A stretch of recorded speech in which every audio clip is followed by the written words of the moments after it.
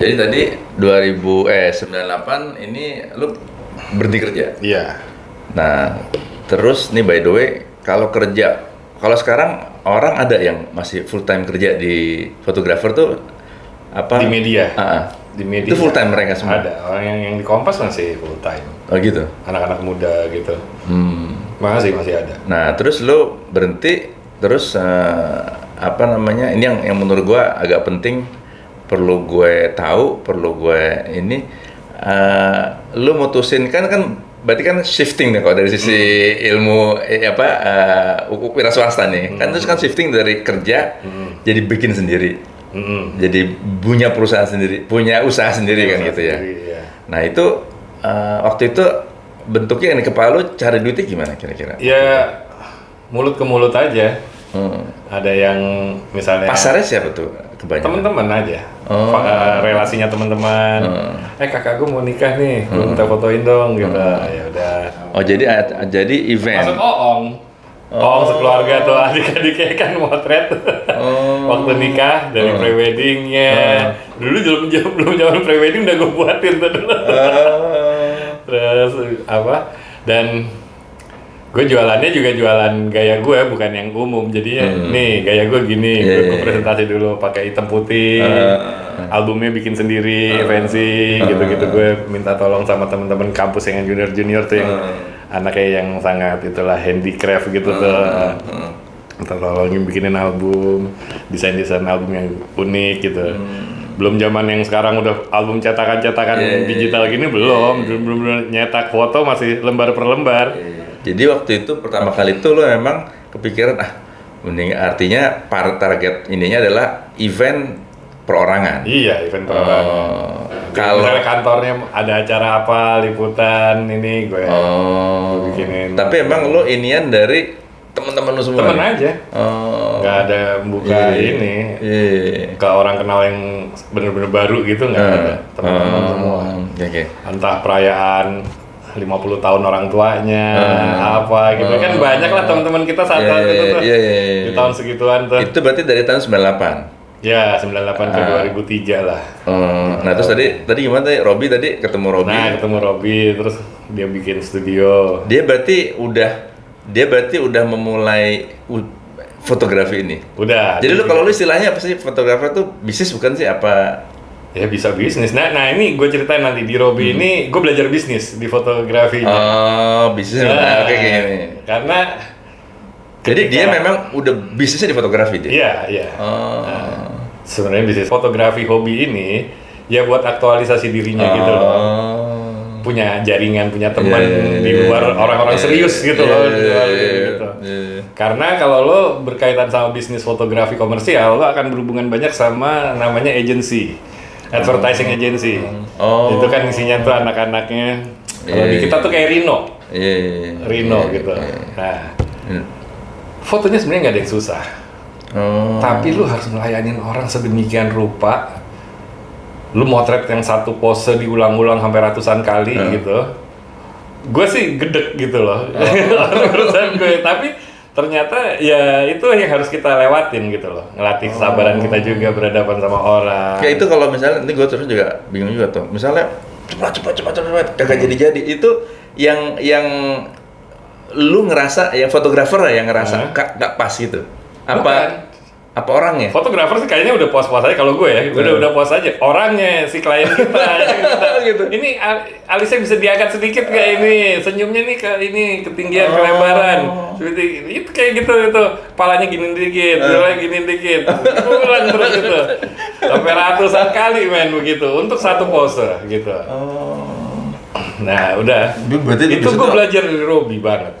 Gimana caranya kita harus serving the client gitu untuk ya dasarnya bisnis kan itu serving the client excellently gitu sampai puas gitu.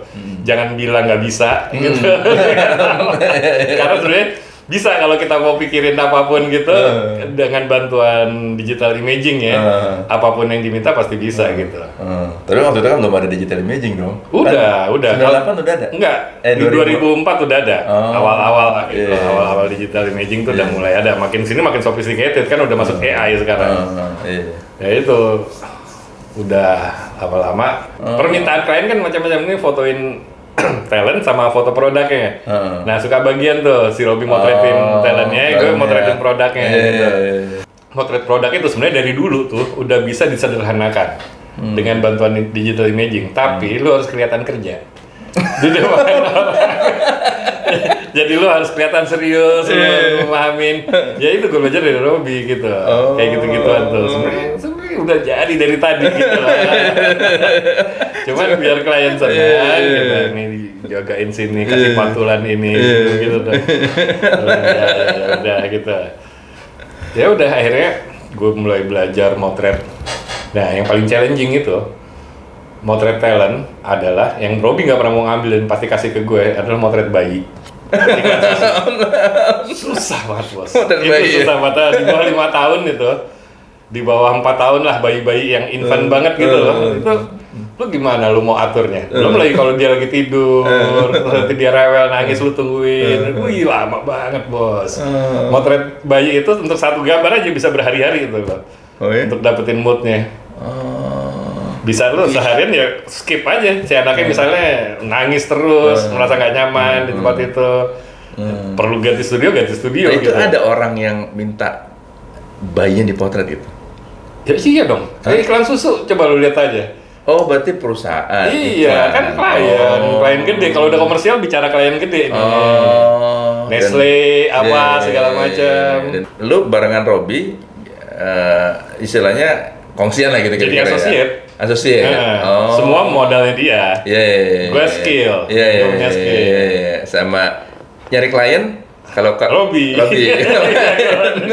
Wow, kalau Robby royal. Itu klien sebelum dapat kerjaan dia udah ditraktir gila-gilaan dulu sama dia. Bikin utang budi dulu. kayak fotografernya kali itu. Pelajarannya yang gue dapat dari dia tuh adalah tentang marketing. Lo bagaimana sih untuk menjadi seorang fotografer di dunia komersial, gitu loh.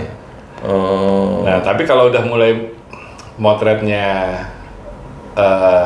sifatnya kayak jurnalisme gitu, kayak waktu tahun 2017 tuh bikin buku tentang kopi, gue keliling Indonesia. Keren banget tuh. Itu dari siapa tuh? Dari Robby ya nggak sih, tapi Robby nggak mau ngerjain.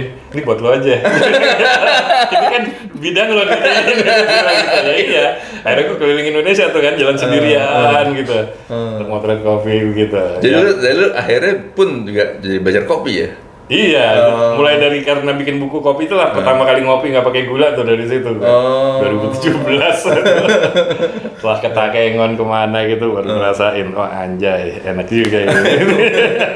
Nah enggak, ininya artinya bohirnya siapa tuh kopi itu? Bekraf, Badan Ekonomi Kreatif. Oh, Bekraf. Bekraf, klien kita tuh Bekraf. Itu zamannya Bintang Unas kali ya? Bapaknya Serina. Triawan Munaf. Iya, Triawan Munaf. Triawan Munaf, betul. Iya. Oh, dari Bekraf. Yang dapetin Robby? Robby dihubungin sama itunya, agensi yang disuruh bikin bukunya. Jadi ada agensinya, lu sebagai fotografernya, gitu. Jadi ada fotografer, ada penulis, nanti tuh diatur sama si produser dari agensinya ini. Berarti sebetulnya kalau orang yang punya skill kayak lu bisa dong ya? Lu emang harus jadi agensi, banyak agensi gitu ya? Iya, harusnya begitu. Tapi di era sekarang ini, anak-anak agensi itu umur 20-an, bos. Udah lain ininya.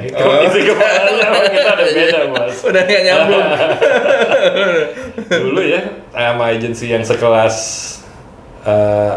sekelas Densu gitu. Dulu kayak macam itu gitu kan. Yang kelas Densu, sekelas Grey, sekelas Bates gitu-gitu. Itu gue masih di umur 40-an sekian gitu lah, 45 ke atas gitu. Terus anak-anak kreatif dari Densu tuh paling umur 28, 30 gitu-gitu. Pabrik YKK aluminium, tau nggak lo?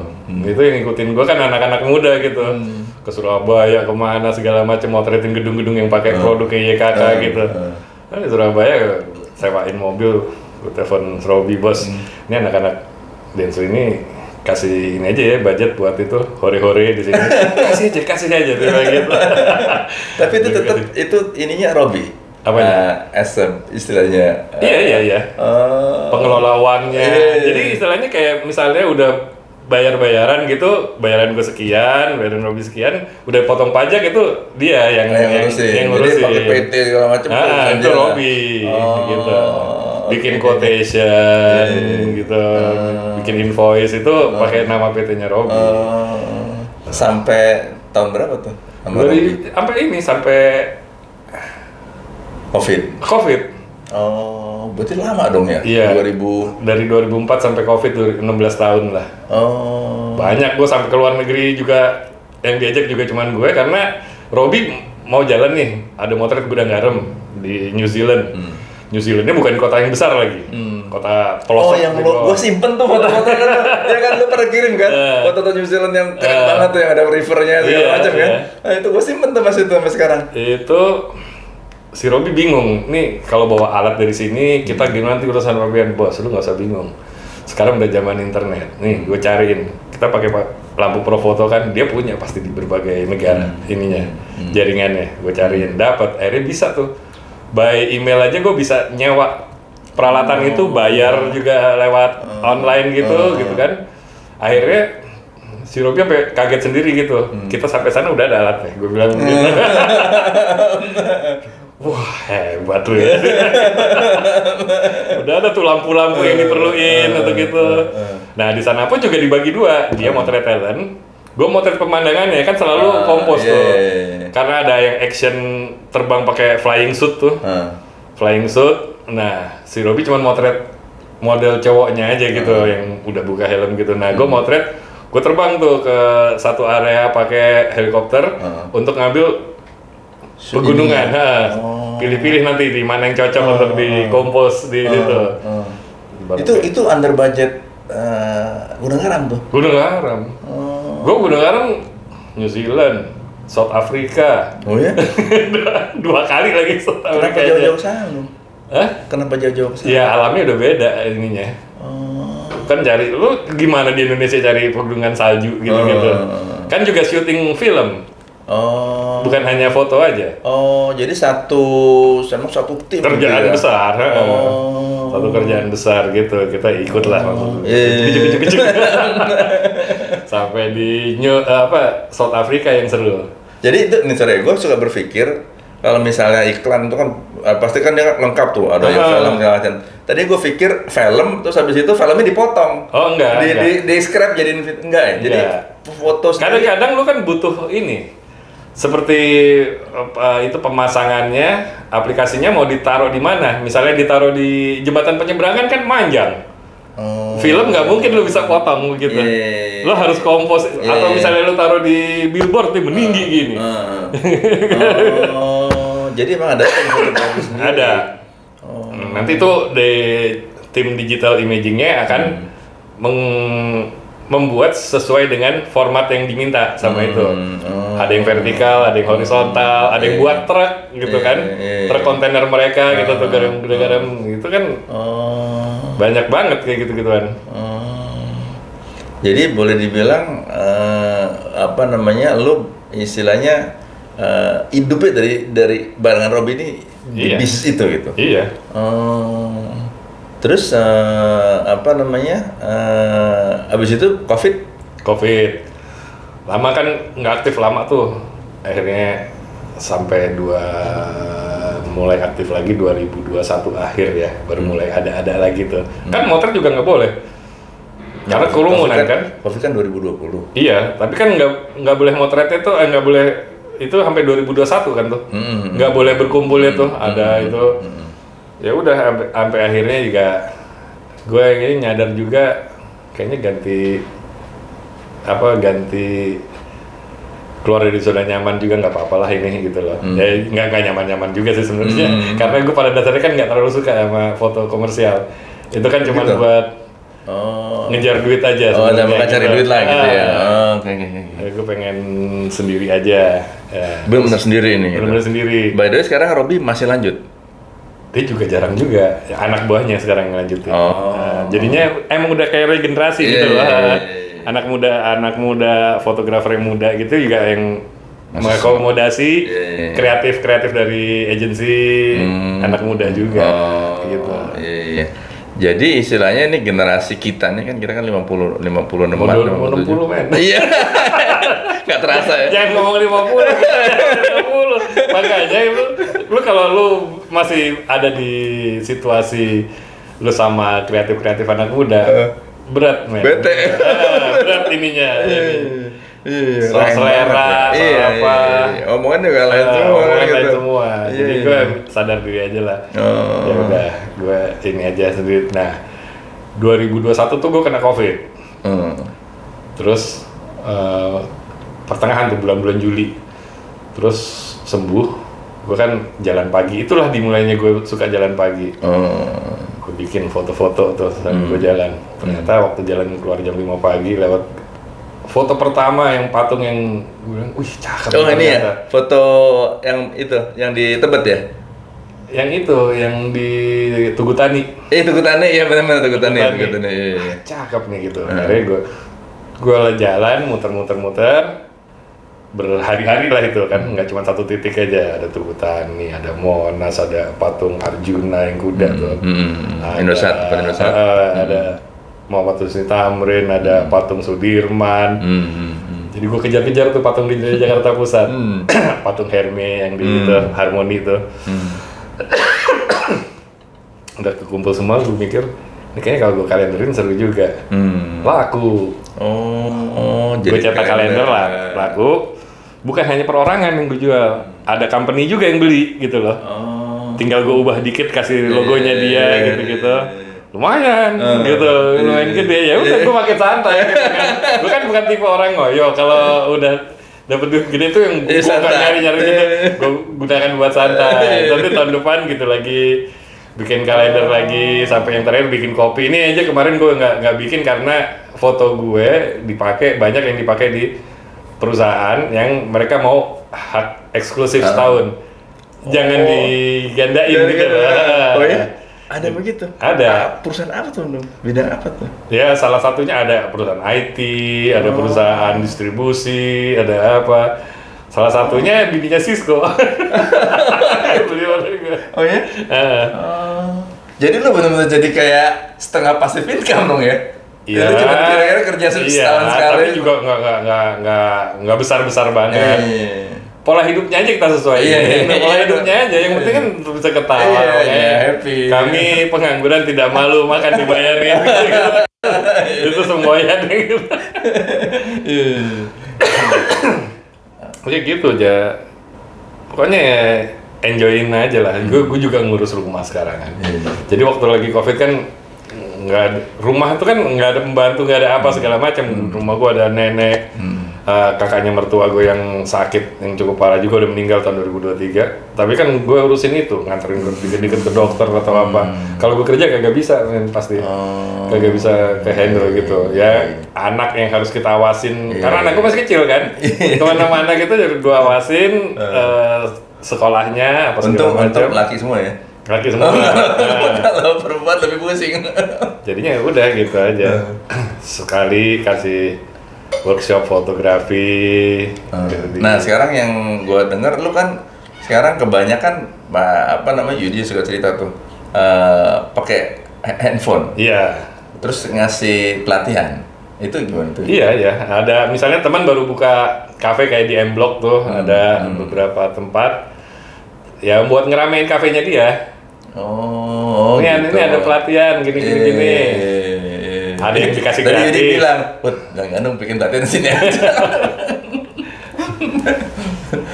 Itu emang handphone itu kualitasnya bagus ya dong? Handphone sekarang udah gawat-gawat men. Gini, kalau handphone lu bukan motret yang momen atau terburu-buru gitu. Lu motret yang sambil lalu gitu. Sambil lalu, tapi dapat gambarnya bagus gitu. Yang lu lihat di depan mata nih bagus gitu. Tapi kalau misalnya tadi seperti gue bilang, yang bagus tuh jauh, lu harus pakai tele kan. Kalau gedein pakai handphone bisa tele, tapi begitu lu gedein pecah pasti. Nah itu pakai lensa tele. Jadi kalau misalnya untuk yang kondisi istilahnya bisa pakai handphone ya sekarang sama misalnya motret bisa pakai handphone sama kamera yang canggih, itu hasilnya kurang lebih sama. Kalau untuk tampilan di handphone aja, misalnya lo dikirimin gambarnya cuma di sini, sama. Kecuali kalau untuk dicetak segede gaban. Tapi kan kita kan sekarang pokoknya kan. Lu kan ngeliatin cuma dari sini kan? Paling mantap TV. Udah cukup. Kayak misalnya kan logikanya kan kalau dulu kan fotonya kalau bikin TV kalau rekaman kan kamera canggih-canggih tuh. Sekarang kan YouTube bikin pakai ini aja gitu ya. Iya. Nah, dimasukin TV gini kan juga nggak pecah kan gitu kira-kira ya. Ini kan masih tajam nih lihat pakai handphone. Iya. Nah, ini kalau ini emang ini yang AI nih, udah bantuan AI. Oh, yang tadi lo cerita nah, ini kan ini pakai handphone ini. Foto tapi pakai diedit yang tadi yang di alat edit gue tuh cuman ngedit ini biasanya, pewarnaan aja, tone sama color. Tone, color, sedikit ketajaman apa-apa ya gitu. Tapi bukan yang ngapusin sesuatu gitu, kecuali kalau ada yang kayak ganggu misalnya ya. Ini kayak gini nih ada botol kecil gitu nih gua hapus. Sampah. Oh, bisa. Bisa. Itu ada program memang. Iya, ada.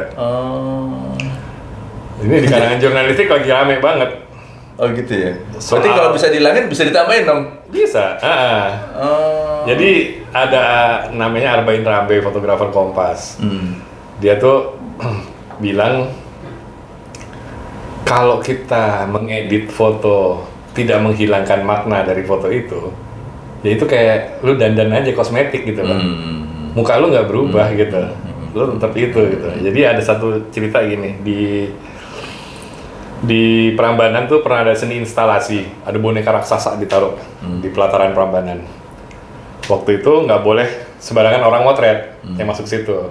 Nah, yang motret media itu cuma dikasih pooling. Jadi antara misalnya motret. Nah, itu nanti fotonya antara tuh dibagi-bagi gitu. Dapatlah. Akhirnya Kompas sama Jawa Pos beli dari antara. Fotonya tuh ini apa namanya? Boneka besarnya itu tidur, belakangnya candi-candi gitu. Nah, yang di fotonya Kompas itu full, utuh semuanya. Sampai ada daun-daun di pojok kiri, frame kecil gitu. Nah, yang di Jawa Pos daun-daunnya dihilangin. Heboh, bahwa ini gak jurnalistik jadinya gitu-gitu. Tuh, si Arbain yang dari Kompas bilang, itu remeh banget, nggak menghilangkan ini gitu. Udah sampai sekarang tuh ribut terus. Kayak yang terakhir nih. Nih baru tadi pagi gue lihat lagi. Namanya tadi Arbain mana? Nih dia.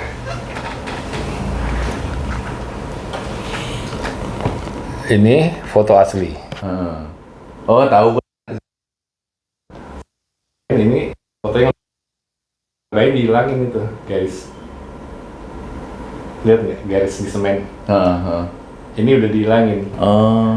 Gitu. Nah, ini postingan ngajak ribut sih. Frame pertama saya bersihkan lantainya, frame kedua apa adanya. Meributkan frame pertama akan membuat Anda lengah terhadap kepalsuan yang lebih terencana. Saran saya upaya seperti itu terjadi di frame pertama sebaiknya diketawain aja. Itu seremeh-remehnya. Jadi emang nantang deh. Emang kalau gue sih emang setuju sama dia gitu loh. Maksudnya kayak lo lagi foto udah bagus tapi ada satu kabel misalnya gitu. Kalau lo yang punya gedung yang gue foto gitu lo kan pengen kabelnya hilangin dong nih gitu. Nah, ada yang nggak setuju tuh orang-orang tertentu bahwa itu kepalsuan gitu. Jadi gitu. Teman-teman yang sekita nih, seumuran kita nih, itu tadi kan lu cerita ada yang masih ini dan aktif dan misalnya itu apa sebenarnya gede, sukses dan sebagainya itu artinya sukses dalam artian bisnisnya, fotografinya, bisnisnya itu apa yang mereka lakukan sekarang tuh? Karena ini kan kalau gua kan satu model fotografer yang memang enjoy kan gitu kan, yang penting happy, motret sama gua jadi duit gitu udah ini. Nah ada yang apa namanya kayak misalnya Ut 85, nah itu dia masih aktif juga sekarang. Gue ngelihat keaktifannya dia dari postingannya dia aja di medsos. Kalau dia udah lama dia nggak post posting ya berarti lagi nggak aktif, mungkin lagi sibuk pindah ke Bali kali. Dia pindah ke Bali. Iya, di Bali kemarin kan ngobrol sama atau ke tempatnya Si apa? Bajam. Ini. Iya. Kalau gue bilang yang ideal kalau lo mau ikutin tuh ya Robby. Oh. Jadi dia juga mempersiapkan itu bukan bisnis utamanya dia, tapi itu bisa menghidupi banyak orang yang ikut sama dia gitu. Jadinya ketika lo udah merasa gue juga udah terlalu tua, gue terima yang dari klien yang gue kenal aja deh gitu loh. Nah, satu-satunya fotografer yang eksis dari dulu sampai sekarang itu dengan banyak klien yang bertahan sampai sekarang itu adalah seorang Darwis Triadi. Oh, nah dia makanya kan bikin sekolah. Iya, gitu gue pernah jadi gurunya juga kan, pernah satu studio itu. Oh. Gue sama gue sama Robby, terus Darwis sama ini satu area, satu lahan gitu. Terus gue suruh ngajar di sekolahnya Darwis juga dulu. Jadi kalau gitu mungkin banyak dapetin dari training ya? Apa tetap dari project foto kalau Project foto.